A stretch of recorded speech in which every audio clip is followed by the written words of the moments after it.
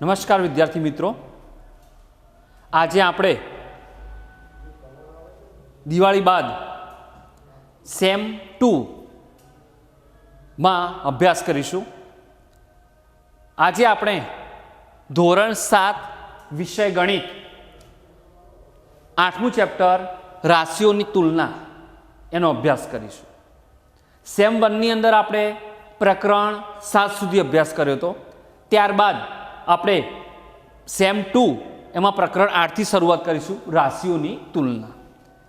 હવે રાશિઓની તુલનાની અંદર આપણે શું અભ્યાસ કરવાનો છે એ આપણે જોઈએ। પહેલાં તો રાશિઓની તુલનાની અંદર એમાં આપણે ધોરણ 6 માં અભ્યાસ કર્યો હતો, ગુણોત્તર અને પ્રમાણ, એનો અભ્યાસ કરીશું। ગુણોત્તર અને પ્રમાણ જોઈશું। ત્યારબાદ ટકાવારી, અપૂર્ણાંક અને દશાંશ સંખ્યાઓને ટકાવારીમાં ફેરવવાનું। ત્યારબાદ નફા ખોટના દાખલા, નફા અને ખોટને ટકામાં ફેરવવાનું। અને ત્યારબાદ છેલ્લો ટોપિક આવશે સાદું વ્યાજ। એમાં મુદ્દલ, મુદ્દત, વ્યાજનો દર, વ્યાજ મુદ્દલ, વ્યાજ, આનો અભ્યાસ કરીશું અને એના ઉપરથી દાખલાનો અભ્યાસ કરીશું। તો અહીંયા સૌપ્રથમ આપણે વાત કરીએ, થોડી શરૂઆત કરીએ કે પહેલાં તો ગુણોત્તર એટલે શું।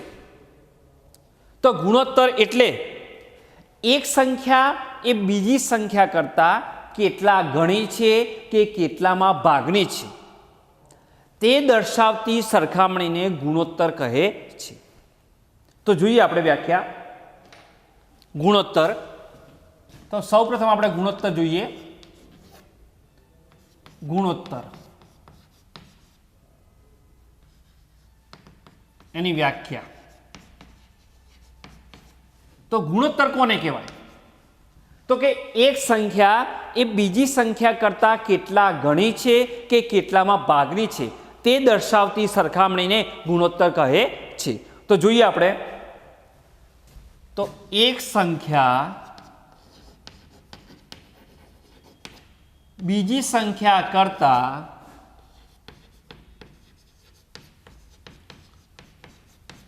કેટલા ગણી છે કે કેટલામાં ભાગની છે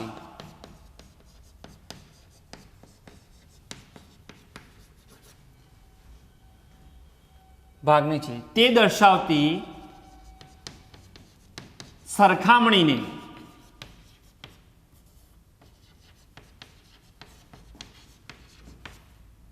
ગુણોત્તર કહે છે।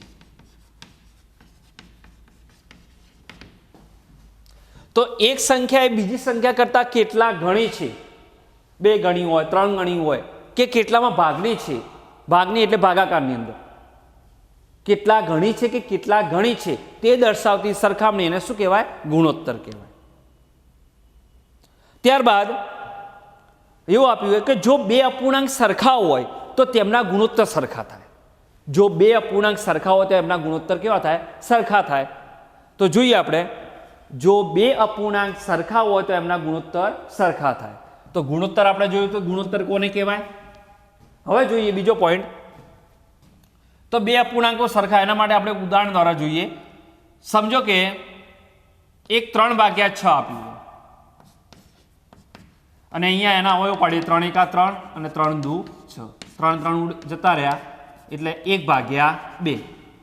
બીજું એક જોઈએ 5/10 એટલે 5 × 1 = 5 અને 5 × 2 = 10, એનું અતિ સંક્ષિપ્ત રૂપ આપ્યું આનું। તો આ 5 5 ઉડી ગયા, અહીંયા પણ 1/2। તો 1/2 આ બંનેનો જવાબ કેવો આવ્યો? સરખો। તો આ અપૂર્ણાંકો કેવાય? આ બંને અપૂર્ણાંકો, જો બંને અપૂર્ણાંકો સરખા થાય તો એમનો ગુણોત્તર, જો 2 અપૂર્ણાંકો સરખા હોય તો ગુણોત્તર કેવો થાય? સમાન થાય। એટલે એનો મતલબ એ થયો કે અહીંયા તમે જુઓ, ગુણોત્તર અપૂર્ણાંકો સમાને તો ગુણોત્તર પણ સમાન થાય। તો જો બે અપૂર્ણાંકો સરખા હોય તો તેમના ગુણોત્તર સમાન થાય છે। ત્યારબાદ ગુણોત્તર માટે બંને માપના એકમો સરખા હોવા જોઈએ. ગુણોત્તર માટે બંને માપના એકમો કેવા હોવા જોઈએ? બંને માપના એકમો સરખા હોવા જોઈએ. તો સમજો કે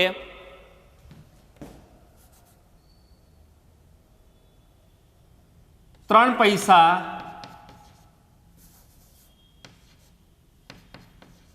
અને સમજો એક ઉદાહરણ જોઈએ આપણે.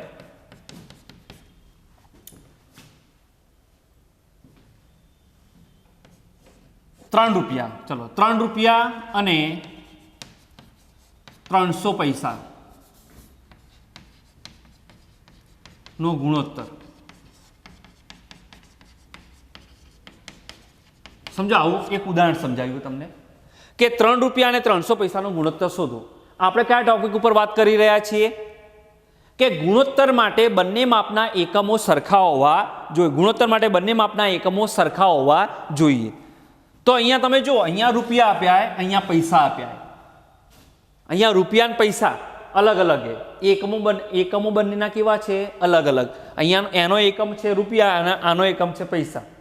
તો ગુણોત્તર માટે બંને માપના એકમો સરખા હોવા જોઈએ. તો આપણે અહીંયા રૂપિયાનું શેમાં ફેરવીશું? પૈસામાં ફેરવીશું. તો ₹3 એટલે ₹300 પૈસા થાય. તો આની જગ્યાએ આપણે શું લખીશું? 300 પૈસા. તો અહીંયા પણ 300 પૈસા. બરાબર. તો બંને માપના એકમો કેવા થઈ ગયા? સરખા થઈ ગયા. તો કોઈ પણ ગુણોત્તર જ્યારે તમે શોધો ત્યારે પહેલા તો એકમો સરખા, બંનેના એકમ સરખા હોવા જોઈએ એ ચેક કરી દેવું, તો તમારો જવાબ આવશે. તો ગુણોત્તર માટે બંને માપના એકમો કેવા હોવા જોઈએ? સરખા હોવા જોઈએ. ત્યારબાદ નેક્સ્ટ ટોપિક, ગુણોત્તર માટે બંને માપમાંથી એક પણ માપ શૂન્ય ન હોવું જોઈએ. ગુણોત્તર માટે બંને માપમાંથી એક પણ માપ શૂન્ય ન હોવું જોઈએ. સમજો કે આ ગુણોત્તર શોધવાનું કીધું તમને અને બંનેમાંથી કોઈ પણ એક માપ શૂન્ય હોય, તો એનો જવાબ મળે નહીં, તો શૂન્ય આવે. એટલે બંનેમાંથી એક પણ માપ શૂન્ય હોવું જોઈએ નહીં. તો ગુણોત્તર માટે બંને માપમાંથી એક પણ માપ શૂન્ય ન હોવું જોઈએ. ગુણોત્તરને અંશ ભાગ્યા છેદ કે અંશ જેમ છેદ વડે દર્શાવાય છે. એ તમે ધોરણ 6 માં અભ્યાસ કર્યો. તો જોઈએ આપણે ગુણોત્તરને અંશ ભાગ્યા છેદ, ગુણોત્તરને અંશ ભાગ્યા છેદ કે અંશ, આ બે ટપકા જે આપે એ જેમ, અંશ જેમ છેદ વડે દર્શાવાય છે. તો ગુણોત્તરને અંશ ભાગ્યા છેદ કે અંશ જેમ છેદ વડે દર્શાવાય છે. ત્યારબાદ ગુણોત્તર હંમેશા અતિ સંક્ષિપ્ત સ્વરૂપમાં દર્શાવાય છે. ગુણોત્તર જ્યારે તમે દર્શાવો, અહીંયા મેં દર્શાવ્યું 5/10, તો એનું અતિ સંક્ષિપ્ત રૂપ આપવાનું. તો ગુણોત્તરને હંમેશા અતિ સંક્ષિપ્ત સ્વરૂપમાં દર્શાવાય છે. ત્યારબાદ આપણે જોઈએ ગુણોત્તર એક સમય સંખ્યા છે જેને એકમ નથી. ગુણોત્તર એ એક સમય સંખ્યા, કારણ કે સમય સંખ્યા એટલે P/Q સ્વરૂપે દર્શાવવાનું. તમે ચેપ્ટર 9 આવશે એમાં સમય સંખ્યા જ આવશે. તો P/Q સ્વરૂપે દર્શાવેલી જે સંખ્યા હોય એને સમય સંખ્યા કહેવાય. તો અહીંયા ગુણોત્તરને પણ તમે અંશ ભાગ્યા છેદ વડે દર્શાવો એટલે ગુણોત્તર એક સમય સંખ્યા. એ ગુણોત્તર એ સમય સંખ્યા જેને કોઈ એકમ નથી. હવે કે કઈ રીતે એકમ નથી? તો અહીંયા તમે જો ₹3 એટલે 300 પૈસા, રૂપિયા ₹1 એટલે 100 પૈસા, તો ₹3 એટલે 300 પૈસા. તો અહીંયા તમે 300 પૈસા ગુણોત્તર શોધીએ. ગુણોત્તર બરાબર 300 પૈસા અને 300 પૈસા. બધું ઉડી ગયું, વધ્યું 1. પણ એકમ કોઈ લખવાનો હોતો નથી, કારણ કે પૈસા ગુણોત્તર માટે બંને માપના એકમો કેવા હોવા જોઈએ? સરખા હોવા જોઈએ. સરખા હોય તો જતા રહે એટલે એકમ એનો કોઈ આવતો નથી. એટલે ગુણોત્તરને કોઈ એકમ હોતો નથી. ગુણોત્તરને કોઈ એકમ હોતો નથી. એનું શું કારણ? કે ગુણોત્તર માટે બંને માપ ગુણોત્તરમાં હોય તો બંને એકમો કેવા હોવા જોઈએ? ગુણોત્તર માટે એકમો સરખા હોવા જોઈએ. એકમો સરખા હોય તો બંને એકમો જતા રહે એટલે કશું વધે નહીં. એટલે ગુણોત્તરને કોઈ એકમ હોતો નથી. હવે આગળ ત્યારબાદ આપણે જોઈએ, ગુણોત્તર વિશે અભ્યાસ કરી ચૂક્યા. હવે જોઈએ આપણે પ્રમાણ. તો પ્રમાણ કોને કહેવાય?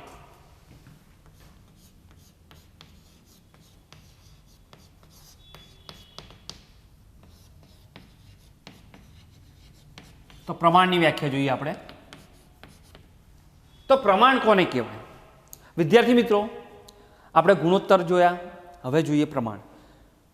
જો આપેલા બે ગુણોત્તરો સમાન હોય, સરખા હોય, જો આપેલા બે ગુણોત્તરો સરખા હોય તો તેમાં રહેલી ચારેય સંખ્યાઓ પ્રમાણમાં છે એમ કહેવાય.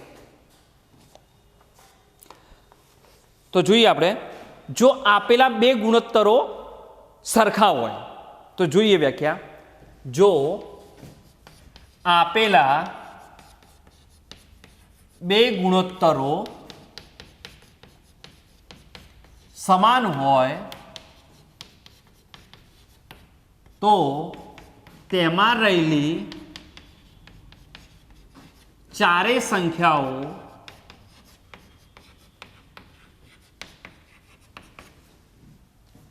જો આપેલા બે ગુણોત્તરો સમાન હોય તો તેમાં રહેલી ચારેય સંખ્યાઓ પ્રમાણમાં છે તેમ કહેવાય.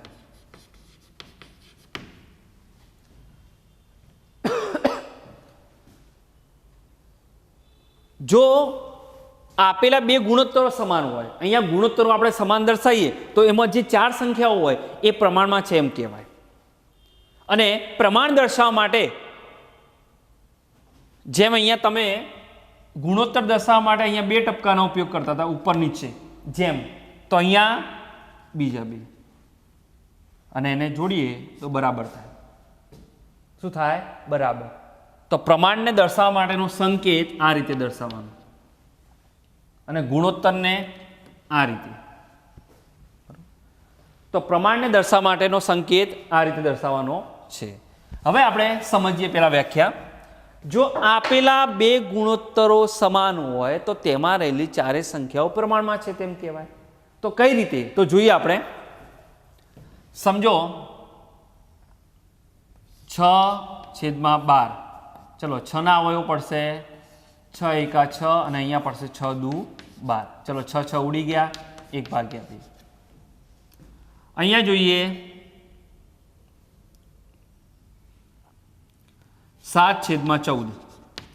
7 એકા 7 અને 7 દુ 14. 7 7 ઉડી ગયા, 1/2.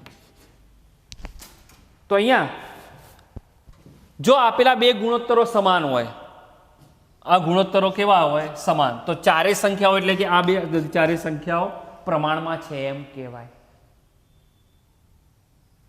જો બે ગુણોત્તરો સમાન હોય તો તેમાં રહેલી ચારેય સંખ્યાઓ એટલે 1 2 3 ને 4. જો બે ગુણોત્તરો જો આપેલા બે ગુણોત્તરો સમાન હોય તો તેમાં રહેલી ચારેય સંખ્યાઓ એટલે કે 1 2 3 અને 4 એ ચારેય સંખ્યાઓ પ્રમાણમાં છે એમ કહેવાય. અને જો ચારેય સંખ્યાઓ પ્રમાણમાં હોય તો પહેલી અને ચોથી સંખ્યાનો ગુણાકાર અને બીજી અને ત્રીજી સંખ્યાનો ગુણાકાર એ સરખો થાય. બરોબર? પહેલી અને ચોથી સંખ્યાનો ગુણાકાર બરાબર બીજી અને ત્રીજી સંખ્યાનો ગુણાકાર એ બરાબર થાય, સરખો થાય. પ્રમાણમાં કુલ 4 પદો હોય. તમે જો પ્રમાણે 1 2 3 અને 4 પદ હોય. એમાં જો ચારેય સંખ્યાઓ પ્રમાણમાં હોય તો પહેલી સંખ્યા અને ચોથી સંખ્યાનો ગુણાકાર બરાબર બીજી અને ત્રીજી સંખ્યાનો ગુણાકાર થાય. તો જોઈએ આપણે. તો અહીંયા પહેલી સંખ્યા, અહીંયા આ જ ઉદાહરણ સમજાવીએ એટલે વધારે ખ્યાલ આવશે. 6/12, 7/14 અને 6/12. એનો જવાબ આવ્યો 1/2, 1/2. બંનેના ગુણોત્તર કેવા આવ્યા? સમાન. તો આ ચારેય સંખ્યાઓ પ્રમાણમાં છે. હવે ચારેય સંખ્યાઓ પ્રમાણમાં હોય તો આપણે કઈ રીતે બંનેનો ગુણાકાર સરખો થાય? તો પહેલી સંખ્યા એટલે 6, આ પહેલી સંખ્યા, આ બીજી, આ ત્રીજી અને ચોથી. તો અહીંયા પહેલી સંખ્યા ગુણ્યા ચોથી સંખ્યા બરાબર બીજી સંખ્યા ગુણ્યા ત્રીજી સંખ્યા. જો આ જો ગુણોત્તરો સમાન હોય, સમજો ગુણોત્તરો સમાન હોય તો ચારેય સંખ્યાઓ 1 2 3 અને 4 પ્રમાણમાં છે એમ કહેવાય. અને ચારેય સંખ્યાઓ પ્રમાણમાં હોય તો પહેલી સંખ્યા ગુણ્યા ચોથી સંખ્યા બરાબર બીજી સંખ્યા ગુણ્યા ત્રીજી સંખ્યા. તો કઈ રીતે તો આપણે જોઈએ. તો પહેલી સંખ્યા અહીંયા કઈ 6, તો અહીંયા 6 લખીશું ગુણ્યા ગુણ્યા ચોથી સંખ્યા એટલે 14. પહેલી સંખ્યા અને ચોથી સંખ્યાનો ગુણાકાર બરાબર વચ્ચે બરાબર બીજી સંખ્યા અને ત્રીજી સંખ્યા. તો બીજી સંખ્યા કઈ 12 અને ત્રીજી સંખ્યા કઈ 7. 12 અને 7 ત્રીજી સંખ્યા 7. તો 6 ગુણ્યા 14 14 6 84 બરાબર 12 સીતા 84. જવાબ બંનેનો કેવો આવ્યો? સરખો આવ્યો. તો એનો મતલબ એવો થયો કે પહેલી સંખ્યા અને ચોથી સંખ્યાનો ગુણાકાર અને બીજી સંખ્યા અને ત્રીજી સંખ્યાનો ગુણાકાર જો સરખો થાય તો ચારેય સંખ્યાઓ પ્રમાણમાં છે એમ કહેવાય. એટલે કે 6 14 12 7 એ પ્રમાણમાં છે એમ કહેવાય. તો આ રીતે તમે દાખલો ગણી શકો. ત્યારબાદ આપણે હવે શરૂઆત કરીએ સ્વાધ્યાય 8.1. તો જોઈએ આપણે સ્વાધ્યાય 8.1 એનો દાખલા નંબર 1. નીચેના નાનો ગુણોત્તર શોધો. નીચેનાનો ગુણોત્તર શોધો. એમાં એ ₹5નો 50 પૈસા સાથે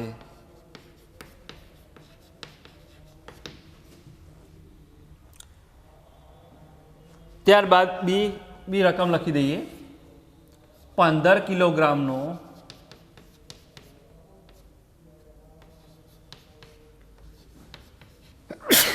210 ગ્રામ સાથે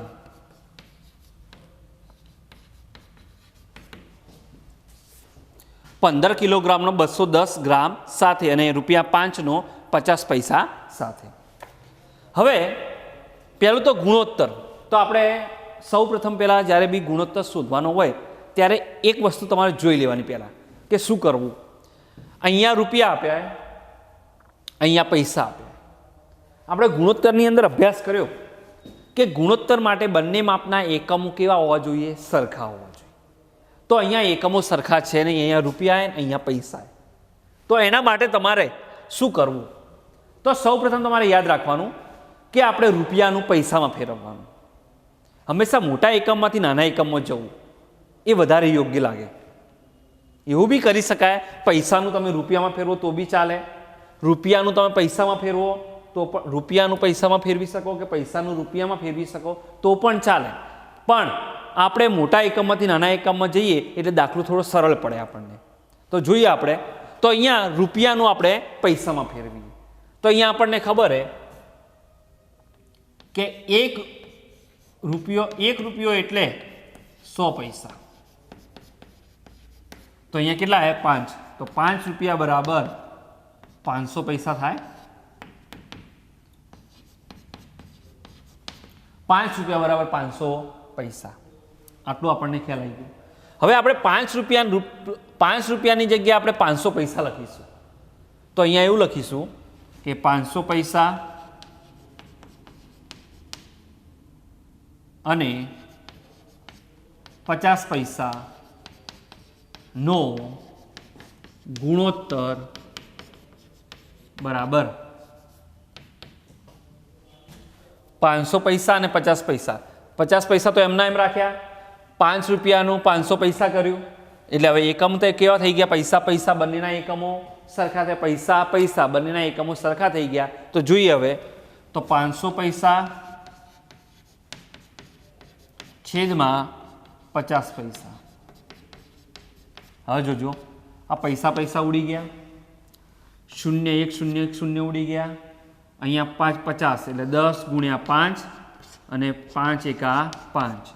5 5 ઉડી ગયા, વધ્યા 10 છેદમાં 1 એટલે એનો આ જવાબ આવશે 10/1. તો આ રીતે તમે 500 પૈસા અને 50 પૈસાનો ગુણોત્તર શોધી શકો. એટલે તો કહેવાય છે કે ગુણોત્તરને કોઈ એકમ હોતો નથી, એટલે ગુણોત્તરને અહીંયા કોઈ એકમ દેખાતો નથી. એકમ જ ઉડી જાય તો ક્યાંથી જોવા મળે? તો ગુણોત્તરને કોઈ એકમ હોતો નથી. ત્યારબાદ આપણે બીજો દાખલો જોઈ લઈએ. 15 કિલોગ્રામનો 210 ગ્રામ સાથે 15 કિલોગ્રામનો 210 ગ્રામ સાથેનો ગુણોત્તર શોધો. આ કિલોગ્રામે, અહીંયા ગ્રામે. ગુણોત્તર માટે એકમો કેવા હોવા જોઈએ? સરખા હોવા જોઈએ. અહીંયા સરખા છે નહીં, એટલે આપણે કિલોગ્રામનું ગ્રામમાં ફેરવીશું. એવું નહીં કે કિલોગ્રામને ગ્રામમાં, ગ્રામનું કિલોગ્રામમાં કરી શકાય, બરોબર, પણ તમને સરળ કરવી પડશે કિલોગ્રામનું ગ્રામમાં ફેરવવાનું. તો કિલોગ્રામનું ગ્રામમાં ફેરવીશું એટલે આપણને જવાબ મળી જશે. અહીંયા 1 કિલોગ્રામ એટલે 1000 ગ્રામ, તો 15 કિલોગ્રામ એટલે 15000 ગ્રામ. તો જોઈએ આપણે 1 કિલોગ્રામ બરાબર 1000 ગ્રામ માટે 15 કિલોગ્રામ બરાબર 15000 ગ્રામ. 15 કિલોગ્રામ બરાબર 15000 ગ્રામ, બરાબર. તો હવે ગુણોત્તર બરાબર, હવે જો 15000 ગ્રામ આવ્યું, અહીંયા 210 ગ્રામ, તો બંનેના એકમો સરખા થઈ ગયા. તો ગુણોત્તર બરાબર અહીંયા 15 કિલોગ્રામની જગ્યાએ 15 કિલોગ્રામની જગ્યાએ શું લખીશું? 15000 ગ્રામ. 15 કિલોગ્રામની જગ્યાએ 15000 ગ્રામ લખ્યું અને 210 છેદમાં 210 ગ્રામ. ચલો ગ્રામ ગ્રામ ઉડી ગયા, 0 0 ઉડી ગયા. અહીંયા 15 3 5 15 અને ગુણ્યા 100 અને છેદમાં 3 સીતા 21 ઉડી ગયા. 3 3 ઉડી ગયા એટલે 100 ગુણ્યા 5 એટલે 500 છેદમાં 7 એટલે 500/7. આ આવી ગયોનો જવાબ. સી 9 મીટરનો 27 સેમી સાથે અને ડી જોઈએ 30 દિવસનો 36 કલાક સાથે.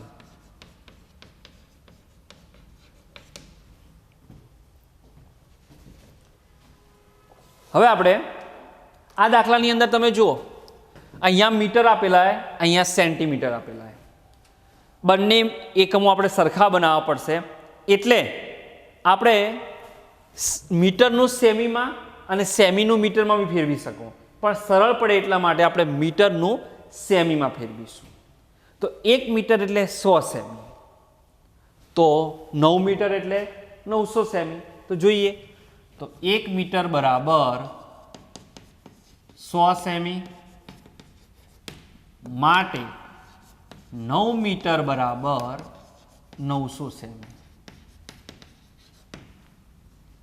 9 મીટર બરાબર 900 સેમી. તો અહીંયા ગુણોત્તર બરાબર, હવે જુઓ અહીંયા 900 સેમી ને અહીંયા 27 સેમી, એકમો સરખા થઈ ગયા. તો ગુણોત્તર બરાબર, હવે 9 મીટરની જગ્યાએ કેટલા લખીશું?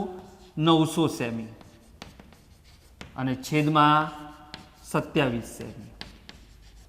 સેમી સેમી ઉડી ગયા. 900 એટલે 3 ગુણ્યા 3 ગુણ્યા 100 અને 27ના 3 ગુણ્યા 3 ગુણ્યા 3.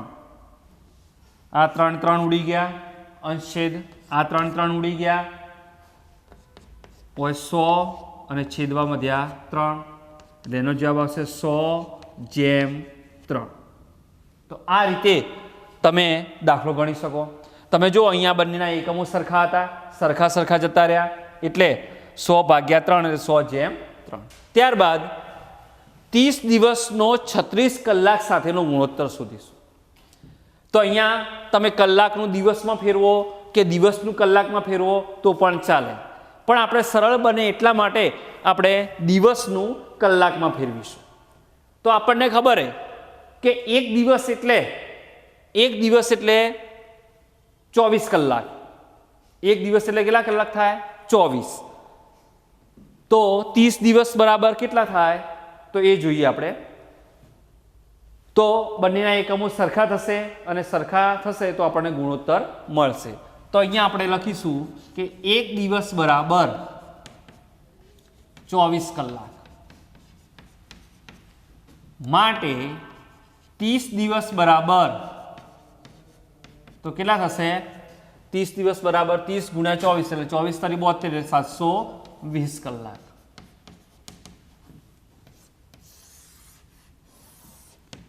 એક દિવસ એટલે 24 કલાક તો 30 દિવસ બરાબર 720 કલાક થશે. 24 તારી 72 એટલે 720 કલાક. તો હવે આપણે ગુણોત્તર શોધીએ. તો ગુણોત્તર બરાબર એકમો બંનેના સરખા થઈ ગયા. 720 દિવસની જગ્યાએ આપણે 720 કલાક લખીશું અને 36 એટલે 720 કલાક છેદમાં 720 કલાક છેદમાં 36 કલાક. કલાક જતા રહ્યા. 720 એટલે 36 ગુણ્યા 2 ગુણ્યા 10. અહીંયા 36 ઉડી ગયા એટલે અહીંયા 10 દુ 20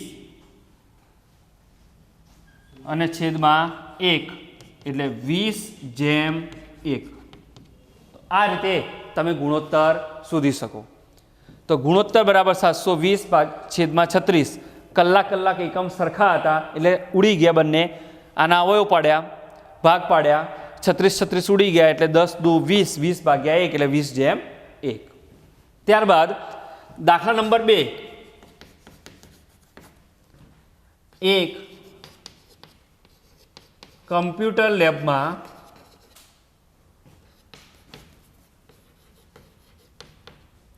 6 વિદ્યાર્થી દીઠ 3 કમ્પ્યુટર છે. તો 24 વિદ્યાર્થીઓ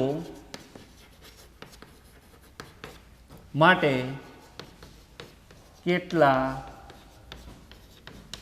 કમ્પ્યુટર જોઈશે?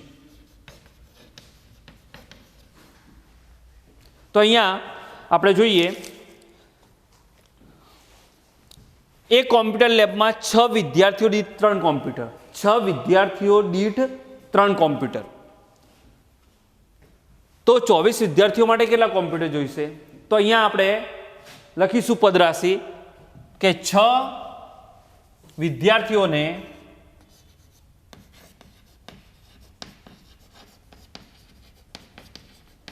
જરૂરી કોમ્પ્યુટર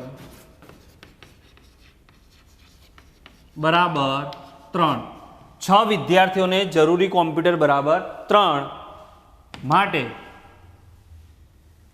કેટલા વિદ્યાર્થીઓ? 24. તો 24 વિદ્યાર્થીઓને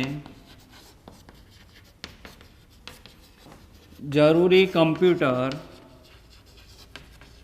બરાબર કેટલા? તો 24 ઉપર જશે, 6 નીચે ગુણ્યા 3. 3 દુ 6 અને 12 દુ 24 એટલે કેટલા કોમ્પ્યુટર આવશે? 12. તો 12 કોમ્પ્યુટર જોઈશે. તો આ રીતે એક કોમ્પ્યુટર લેબમાં 6 વિદ્યાર્થીઓ દીઠ 3 કોમ્પ્યુટર. તો 24 વિદ્યાર્થીઓને કેટલા કોમ્પ્યુટર જોઈશે? બરાબર. તો 6 વિદ્યાર્થીઓ દીઠ 3 એટલે 2 વિદ્યાર્થીઓ વચ્ચે એક કોમ્પ્યુટર હોય. 2 વિદ્યાર્થીઓ વચ્ચે કેટલા થયા? એક કોમ્પ્યુટર. એવી રીતે 6 વિદ્યાર્થીઓ દીઠ 3 કોમ્પ્યુટર છે તો 24 વિદ્યાર્થીઓ દીઠ કેટલા જોઈશે? તો 12 કોમ્પ્યુટર જોઈશે. કેટલા જોઈશે? 12. કારણ કે 6 વિદ્યાર્થીઓને જરૂરી કોમ્પ્યુટર 3 તો 24 વિદ્યાર્થીઓને જરૂરી કોમ્પ્યુટર કેટલા? 24 ઉપર જશે, 6 નીચે આવશે ગુણ્યા 3 એટલે 3 દુ 6 અને 12 દુ 24 એટલે 12 કોમ્પ્યુટર જોઈશે.